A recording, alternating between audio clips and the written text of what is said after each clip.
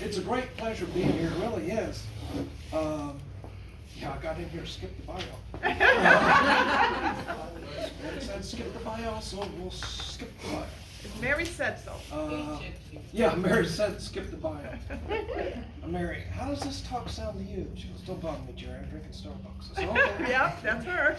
I did change my talk 3 times this morning, and I was going to come here and talk about my book. And the process of writing the book, not just to pitch the book. Okay, that's not true, I pitched the book.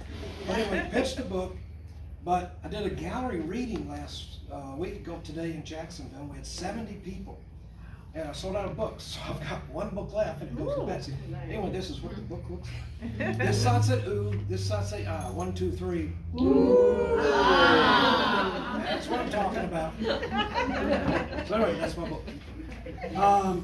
So I want to keep this brief. I want to have Betsy do the messages. She moves really quick. I'm from Tennessee. I move very slow. So, and I want to make 3 points. Number one, the first point I want to make, it's never too late. Yeah, I'm not like a lot of you in that I didn't see Uncle Joe walking through my bedroom at 6 or 7 or 8 years old.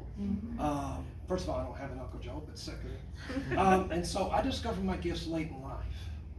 First of all, how many people are here in a circle or a meditation group? Raise your hand.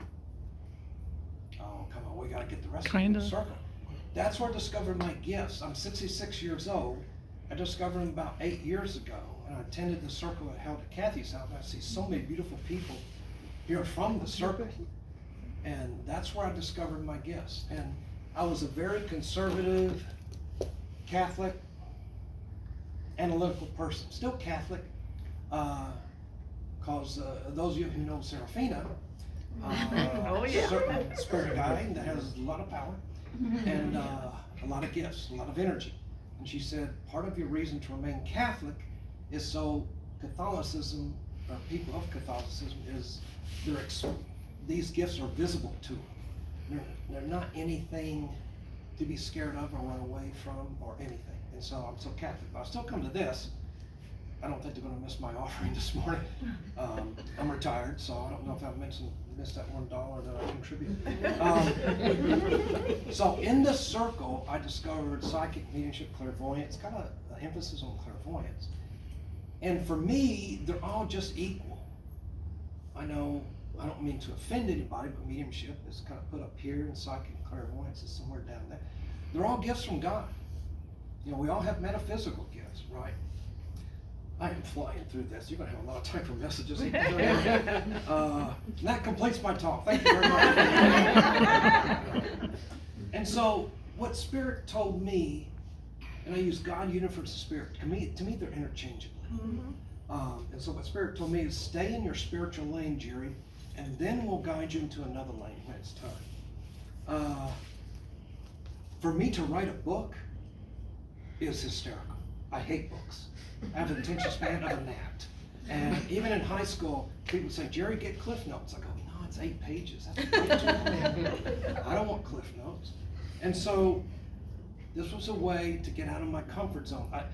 I retired from a career in sales and marketing. I did a lot of training. I was on a training team. We had a saying, get comfortable with the uncomfortable, right? And I was uncomfortable writing. I mean, when the first book came, I'd spent 2 years writing it. This is the second book. And I went, oh, I'm so bored. I was looking at that thing for 2 years. Okay, and it sold okay. I didn't do it to make money. I didn't do it to lose money, but I did it to kind of break even. And Spirit said, well, there's many more books. And I said, you don't understand, Spirit. I can't stand books. I can't even, Jaws, like the best-selling, one of the best. First few pages, Sharky's the girl. Yeah, this will never amount to anything. So I just kind of tossed it aside. I just don't have the intentions, man. So Spirit said, we can help you with that. Write the book short and concise. So I wrote the book short and concise. So it's never too late to discover your gifts. It's never too late to write. I think we've got a number of people here. If I could read the room real quick. There's a number of people here that consider writing a book. And Spirit's encouraging to do that. You can do it. If I can do it, You've heard that if I can do it, anybody can do it. No, I'm telling you, I'm an idiot. If I can do it, anybody can do it. Seriously. And it's a way to leave a legacy. You know, it's a way to leave that legacy for people of your gifts. I was supposed to take 5 minutes. I think it took about 1:45. Second part is pain. And I've never talked about this publicly for a long time. But so today is July 18th, correct? So imagine tomorrow's July 19th and you leave your home and you don't come back until March 13th. So 237 days. And a lot of people here know that's the time I spent in the hospital, was 237 days. In the latter half of 2019, the first part of 2020. A virus attacked my heart. I was fairly healthy. It attacked my heart. They didn't know what the virus was. They still don't know what attacked my heart. So in the first 45 days, foolishly, and by the way, have you ever been on one of those helicopters that airlifts? Hopefully not, that airlifts you to. Have you? Yeah. Mary went, oh, Jerry, helicopter lift. Okay, cross that one off the bucket list. I went, wait a minute. I want to go Hawaii. So I went from Altamont to, I still call it Florida South, downtown Rollins, Florida Advent, 5 minute. And I said, hey, am I going to get to go home tonight? And they go, we don't think so. And for the first 45, 60 days, I was in and out of a coma. I was cold blue multiple times, including one time they were going to shock me and I was still awake. And they shot me and I went, whoa! The guy says, hit him again. I said, why don't you come here, let me hit you again. You know, that shot kind of reminded me of my high school days in LSD. No. Anyway, I was not a good guy. Jury experiment, yes. Grandkids don't ever do this. So in the first, that was July of 2019. In August of 2019, I had 4 operations in 18 hours. Wow. And it caused accidentally, they cut an artery, so it kind of, I won't be too graphic, but I filled up with blood, and including the lungs.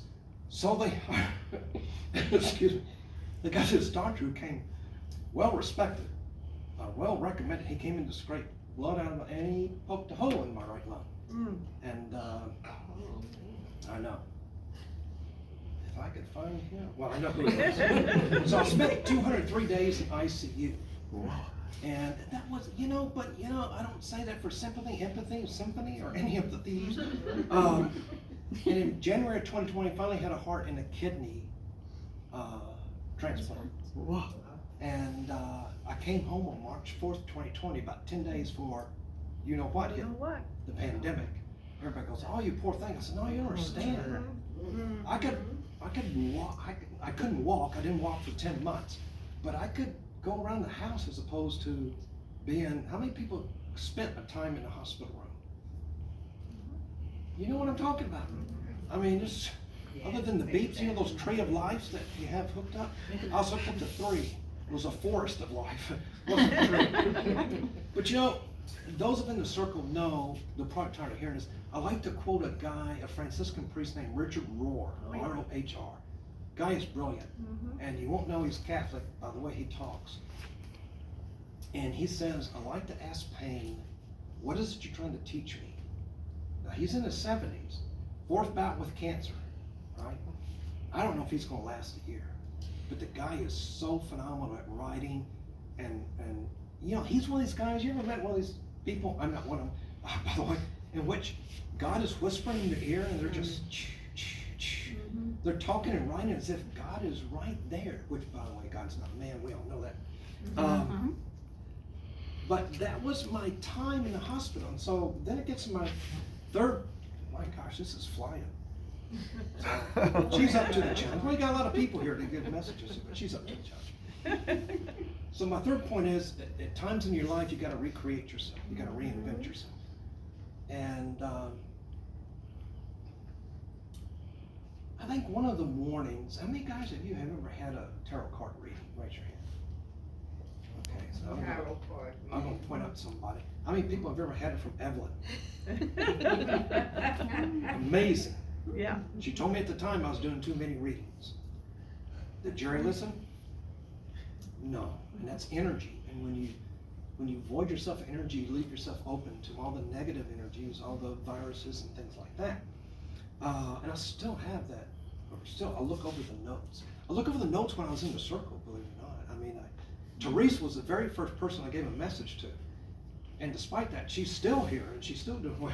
Anyway, because the leader of the group said, Jerry, I want you to give a message to Therese. And I'm like, oh, God, this is not going to go well. And I know the message I gave her and she validated, and then it's okay, maybe there's something to this. But I'm reinventing and recreating myself in my readings. I'm starting to do less readings, more writing, more reading. And you know, when you're in the hospital or even away from something for that long, and people say, I bet you meditated all the time, didn't you? I said, excuse my language. I said, hell no, I didn't meditate. You got things going off, and it's not a soothing thing, right? And so I was just worried about staying alive, about being alive and seeing my kids, my wife, my grandkids. That's what I was concerned about. I was retired, but, so no, I didn't exactly, and I didn't go there for the food, although I gotta tell you, I don't know when last time, sir, you were in the hospital, but the food has greatly improved, I gotta tell you. It really has. Before it was like cardboard with spray and stuff like that. It's greatly improved. And, but so to recreate yourself, you gotta take advantage of that, to recreate yourself. And it's like my gallery reading I did last week. There's no way I can do 70 people in 2 hours. I can verbally, I can do 20. So Spirit said, sit down, and even though I don't know the names before, guys, sit down and write messages. And I wrote messages for a week. And I went, some of this makes no sense at all. Spirit goes, oh, Jerry, would you trust us? Sure. This one time, but if you get it wrong. And so at the end, the people didn't get a verbal reading. It was about 50 of them. I passed out. Oh, I didn't pass out. I had them pick the reading, the writing, the reading. And they said, they're open it. Oh my God, this is spot on. Spirit was like, Jerry. Richard Rohr also has another great saying, instead of trying harder, surrender more. And so that's what I've really tried to do, is surrender more and not push back. See, the Bible, what the Bible says about these gifts and what Catholicism says about these gifts, those were bumps in the road. But if you're analytical, that's a major bump. Because your analytical self said, oh no, you're not talking to somebody who passed 20 years ago. I don't think so, Jerry. We're not going to go there. But we went there. And so you look at all these gifts, and I don't know, I know you are because you're sensitive, but more sensitive than I am, but the energy that all of you, I've already called young lady in the back, what did I call you, priestess? I'm not trying to call you out, but I said she was a priestess in her life. And I don't do past life regressions. How many people have ever had that? It's a tremendous thing. I got to tell you, it's an eye-opener. It explains a lot. But you've had these gifts. You come in here. Think of it this way. You may be the only face of metaphysical gifts that your friends or your family or somebody will ever see. So use them. Use them. Have faith. I know you do, and I'm not telling you anything you don't know. Use your intuition. Men have we have a harder time connecting. It's just the way we're built. So when they say women's intuition, the few men clients I've had, I said, I hate to tell you, but is your wife's right, or your spouse right, or your girlfriend's right? And they go, oh God, there'll be no living with her now. But it's true, it's true. It's why the first book I wrote was called Channeling the Mothership. You know, because to me the universe has a more feminine nature. So the mothership was universe. I showed it to my wife, she said, yeah, people can think it's a book about aliens. I went, what do you know? So I do a book fair. First person comes along, hey, look, a book about aliens. She still milks that, and even though it was 5 years ago, she's milking it. But you got something special here. The energy here is good. I came here a few weeks ago. Evelyn tried to run away from it when I walked in. I barred. I love Jerry. Because I love her. She tolerates me. It's a love-tolerate kind of situation. But if you're not in a circle, I highly encourage you to get in a circle. Man, you're not going to regret it. Get in a met. You know, when Mary and I went, we didn't know what to expect. the leader of the group goes into trance mediumship. And we're like, what the, fill in the blank with the word. I was like, Mary, I want to say, feet don't fail me now, it's getting ready to run out the door. But that person, that spirit guide, Serafina, that came through, offered me so much. And the leader, can I mention his name? Is it okay Yes, to of say? course. Emilio. Yes, Emilio. Is still one of my mentors. You know, this book he gave, I think, to a number of us a few years ago. I picked it up to write down all of my talks I was going to give. And right here it said, keep life simple. So I've learned that to keep life simple, cut down on the readings, send more positive energy. It's not all about readings. I love doing them. Don't get me wrong. But there's other things to do. And Spirit wants me to write another book. I'm like, I'm going to have to talk to Mary about that. She's the budget director. This doesn't come easy. I mean, this, excuse me, it doesn't come cheap. And so, but really that's the last thing, is just keep at it. I'm honored to be here. Okay, real quick story about Betsy. So I asked Betsy, because Spirit says you need to do more talking. So I asked Betsy, oh, can I talk? She said, sure, come to this day. Then I looked at your list of speakers you've had. They're all experts. I'm not an expert in anything except spending 237 days in the hospital. That's what I'm an expert at. And she kept saying, no, just come, talk about your book. Well, like I said, I'm a book.